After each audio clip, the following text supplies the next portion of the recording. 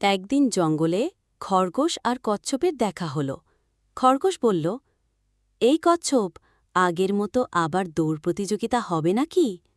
কচ্ছপ হেসে বলল, হবে, তবে এবার একটু অন্যভাবে।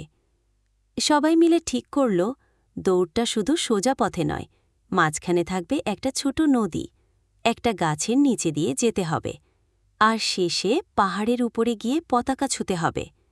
দৌড় শুরু হল।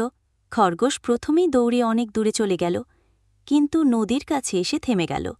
খরগোশ তো সাঁতার জানে না। এদিকে কচ্ছপ ধীরে ধীরে চলল, নদীর ভেতর দিয়ে আরামে সাঁতার কেটে পার হল।